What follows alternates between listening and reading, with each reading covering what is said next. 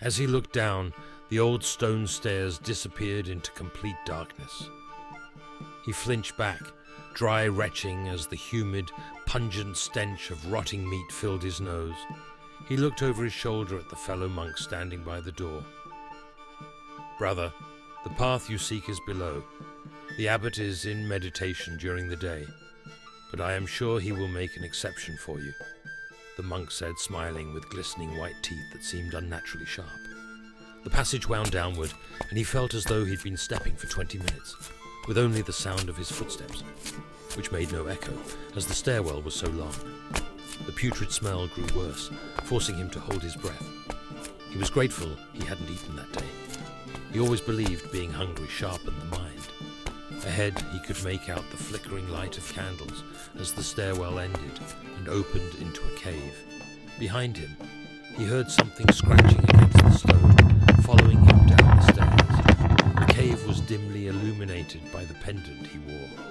The hooded abbot scowled at the light, squinting and raising a hand to shield his face. His bright, white, razor-sharp teeth glistened like silver knives as he hissed in annoyance. "Young monk, what is that thing you're wearing? And why have you interrupted my prayers?"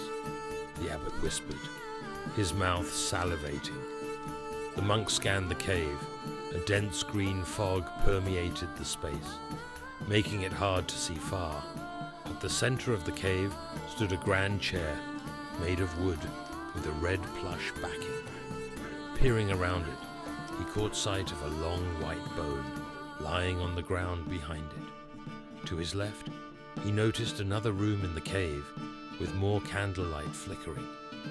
His heart skipped a beat when he heard a faint, muffled cry coming from within. "Monk, you're new to our monastery, yes?" The abbot's eyes had adjusted to the light, and were now fixed on him, glowing like embers.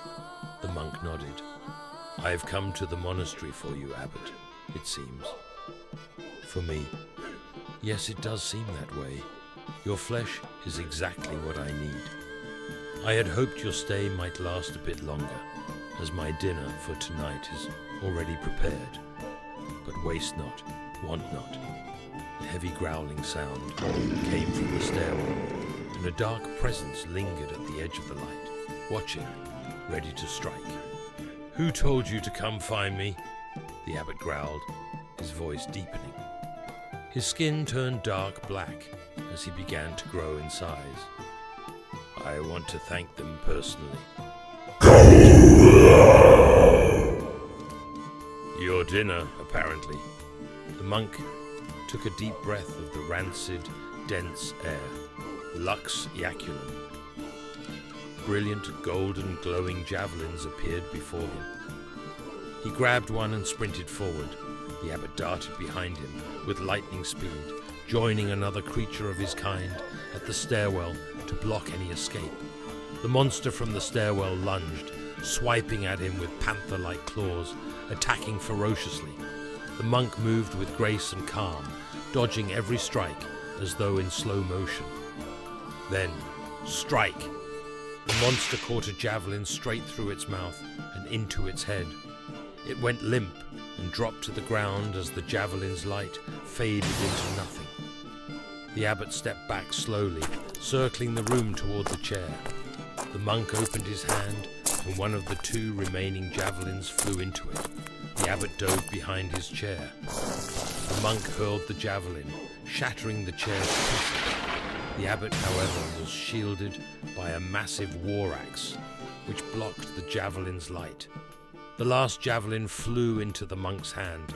The abbot let out a furious roar and swung the great axe at him. With a deft step, the monk parried the blow and sidestepped clear of the swing. Strike! The javelin pierced the abbot's heart. With a gurgling sound, blood spurted from the abbot's mouth, and the great axe clanged to the floor. The javelin's light faded into darkness.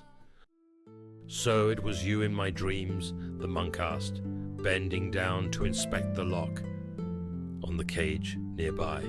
He inserted a key he had found on the abbot, and the lock clicked open. "Something like that," replied the young elven girl. within the cage. "It's more like we met in another realm. I'm much more excited to meet you in this one." The child stepped forward and embraced him warmly, melting into his arms.